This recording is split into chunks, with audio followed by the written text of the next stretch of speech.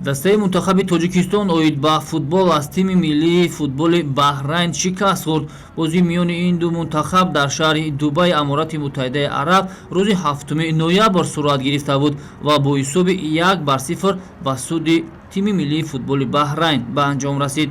Голи ягонаи ин бозиро футболбози мунтахаби Баҳрайн Муҳаммад Саъад дар дақиқаи 44-уми вохӯрӣ ба ҳадаф расонид. Ёдовар мешавем, ки мунтахабҳои футболи Тоҷикистон ва Баҳрайн бори панҷум аст, ки байни ҳамдидор анҷом медиҳанд ва дар 5 бозии анҷомшуда футболбозони тоҷик бори ҳам ғалаба ба даст наовардаанд. Натиҷаи вохӯриҳо 2 мусовӣ ва 3 бохт ба қайд гирифта мешавад. Шогирдони Усмон Тошев рӯзи 12 ноябр бозии дигари рафиқонаи худро бар муқобили мунтахаби Аморати Муттаҳидаи Араб анҷом хоҳанд дод. Игра, я думаю, что получилась, да, вот мы пробовали молодежь сыграть, но не скажу, что молодежь, у нас и старичков нету. Вот.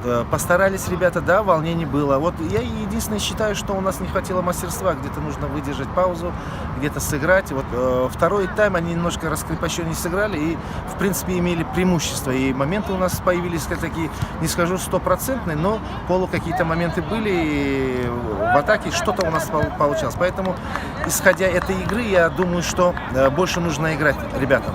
Больше международного опыта. Команда хорошая, Бахрейн, организована, они чемпионы арабских стран, например, вот они за последнее время все выиграли в отборочном.